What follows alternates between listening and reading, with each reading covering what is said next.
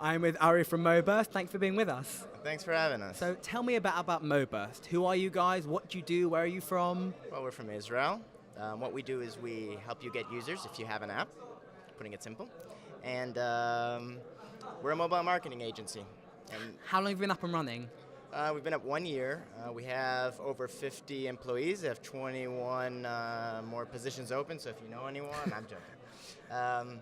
And basically, we've been working with top brands, with small startups. We've taken apart and put back together over 200 apps. And So taken apart and put back together. What when I does say that mean? taken apart, I actually mean we look at every feature, we A/B test it, and we know what flow to create so the user has the best experience, and he'll convert. And now I'll talk in simpler language. When you're running a media campaign, a lot of these huge media companies, they want to get users, they want it cheap, and the problem is that sometimes only 20% convert. And out of those 20% that convert, sometimes only 50% of them actually come back. And out of those, how many of them actually sign up to the app? Or how many actually, share their content with their friends? So you need huge numbers for any So kind we of need return. huge numbers. So we can either do huge numbers or we can find a very much simpler solution, and it comes to product. What we do as a marketing agency is the first thing we look at is your product. How do we give that user a better feeling when he's signing up? For instance, what is the most annoying feeling you have when you download an app? Notifications. Yeah. Can I intrude your life? Can I get your Facebook contacts?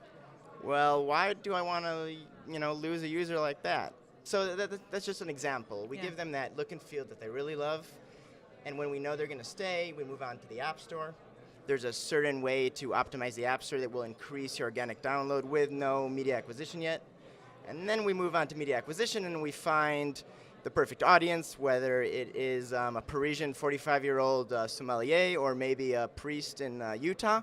We'll find them, we'll make them sign up, and we'll make sure they always come back to your app. So what's the USP? There are loads of mobile marketing agencies. There are loads of guys who claim to do similar things. Why Moburst? Why you guys? Because we do product as well. Most companies that do product, they are developers and design companies. We know the product and the experience that, what experience to give them according from a marketing point of view. And because of that, we know how to engage them with, with the actual plan that we're building them. So basically, if we know there's a type of user, according to the data we're getting from the campaign itself, we know how to build the app accordingly as well. So it really works both ways. So you guys are mobile focused. All you do is talk about mobile. What's the next big thing in mobile? In 5 years' time, you're going to go, Dan, I told you this was going to be big. What is that thing that's going to explode and be big? Where should I put my money? I want you to search in the App Store, find a random app that you didn't even want to find. I want you to download it by accident.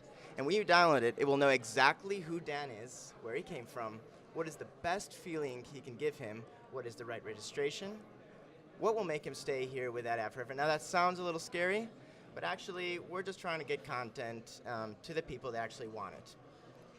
So the increased personalization aspect. Increased personalization. And And who doesn't want personalization? is that scary? Is all this privacy stuff scary, or is it a real, increasingly interesting thing for your life? Make your life easier?